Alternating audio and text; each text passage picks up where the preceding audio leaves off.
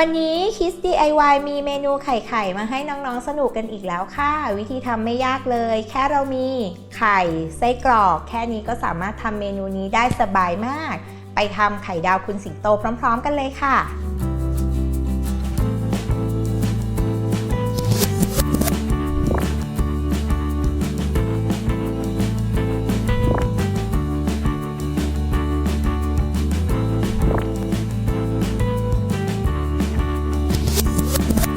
เราจะเริ่มที่เตรียมไส้กรอกไว้นะคะโดยการบั้งไส้กรอกเป็นชิ้นๆแบบนี้นะคะแล้วก็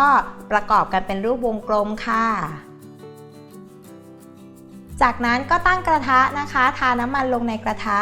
รอแป๊บนึงค่ะให้น้ำมันร้อน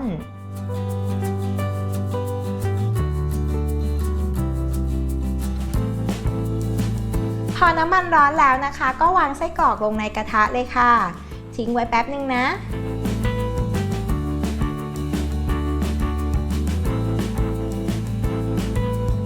จากนั้นก็ตอกไข่ใส่ลงไปตรงกลางวงของไส้กรอกเลย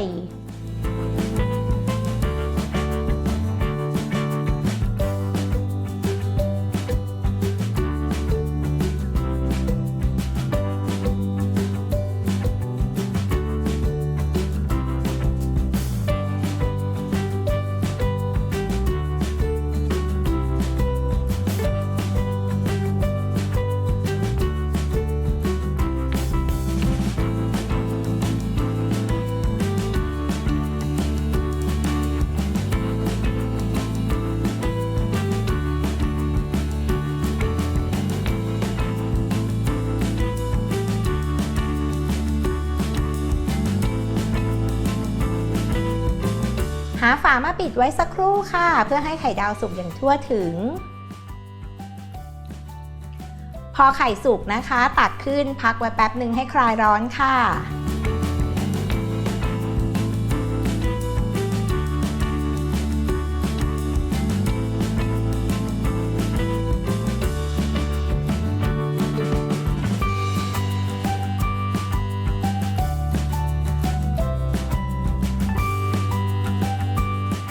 ตกแต่งเป็นหน้าสิงโตแบบนี้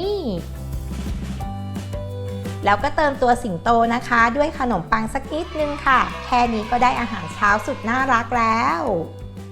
ครั้งหน้า Kids DIY จะมีเมนูไหนมาให้สนุกกันอีกนะคะกด Subscribe Kids Kitchen เอาไว้แล้วก็อย่าลืมกดกระดิ่งอัปเดตคลิปของเรากันด้วยนะ